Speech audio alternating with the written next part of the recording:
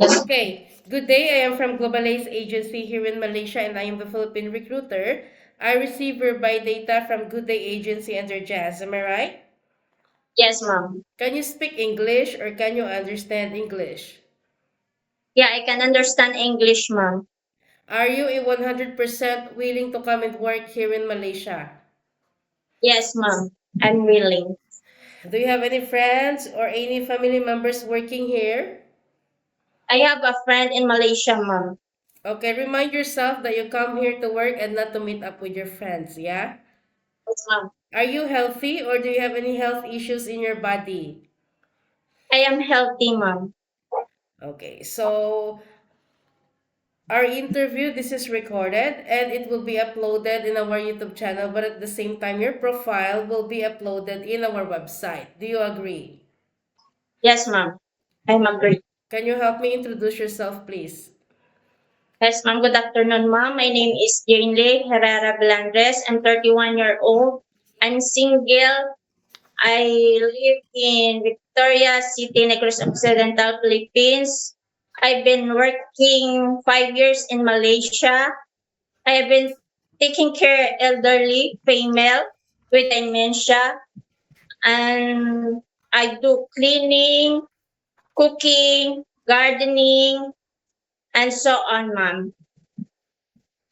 Okay, I need to know some few more details from you first. You've been here in Malaysia, right? Yes, ma'am. Why did you still choose to come and work here? I am a breadwinner of my family, ma'am. Okay, why you didn't choose to go Singapore or Hong Kong? Malaysia is no salary deduction, ma'am. Okay, so you are 31 years old and do you have Yes, children? no, ma'am. So you are single lah. Yes, ma'am. When is your birthday? June 18, 1994, ma'am. What is your height and your weight? My weight is 60 and my height is 5'6". 5'6" or 5'5"? Five, 5'5", ma'am. What is your religion? Catholic, ma'am. What about your educational background? I am a high school graduate, ma'am. Okay, what about your family? Can you tell me about your family's details? My mother is a housewife and my father is a senior citizen, ma'am. She's 61 years old, ma'am. And I have three siblings, one brother and two sister, ma'am. Okay, I'm that the is third.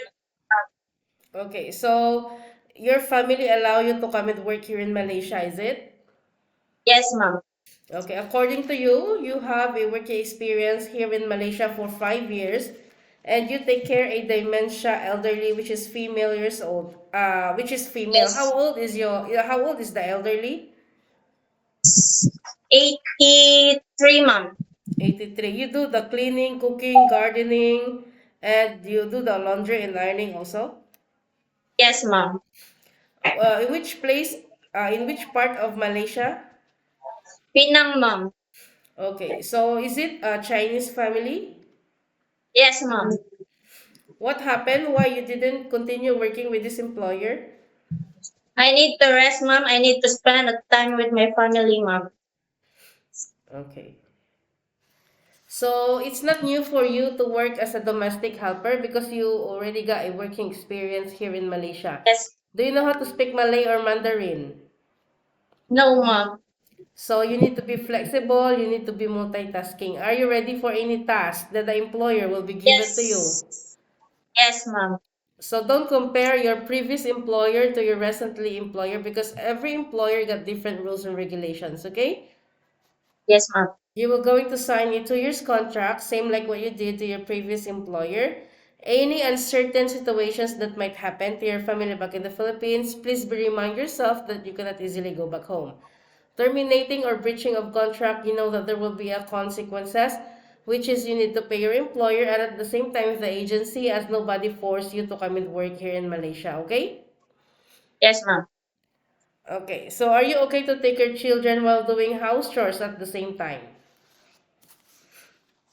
I can taking care of child man, but not baby. Okay, so can you take care elderly people? Yes, ma'am. Can you cook? Yes, ma'am. You can cook Chinese food, is it? Yes, ma'am. Curry, ma'am.